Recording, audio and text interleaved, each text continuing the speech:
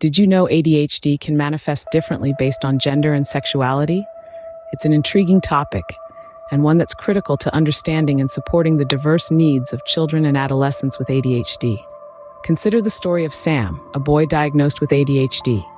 His symptoms were primarily hyperactive and impulsive behaviors, making his ADHD quite apparent. Now, contrast that with the experience of Lily, a girl who also has ADHD, but whose symptoms were more internalized, such as inattention and disorganization.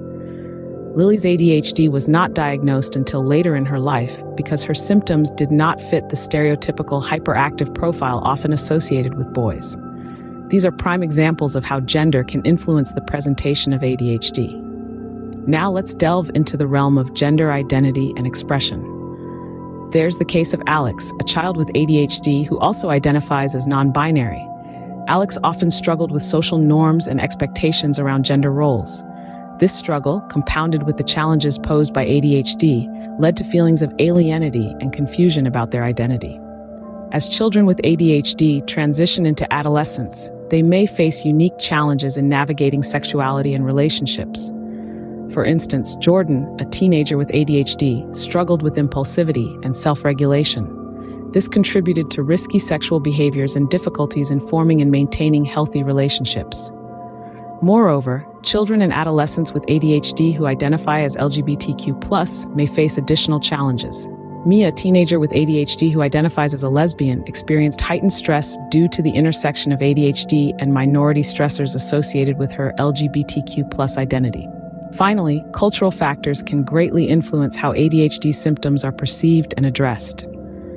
In many communities, cultural beliefs about gender roles, mental health, and help-seeking behaviors may impact access to diagnosis, treatment, and support services. In conclusion, ADHD is a complex disorder that can intersect with gender and sexuality in a multitude of ways. Boys and girls may exhibit different symptoms. Children may struggle with gender identity and expression. Adolescents may face challenges in navigating sexuality and relationships, and cultural factors can greatly influence the perception and treatment of ADHD.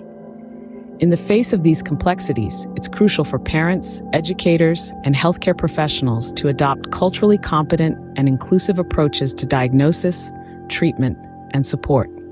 By doing so, they can help address the unique needs of children with ADHD across diverse backgrounds and identities.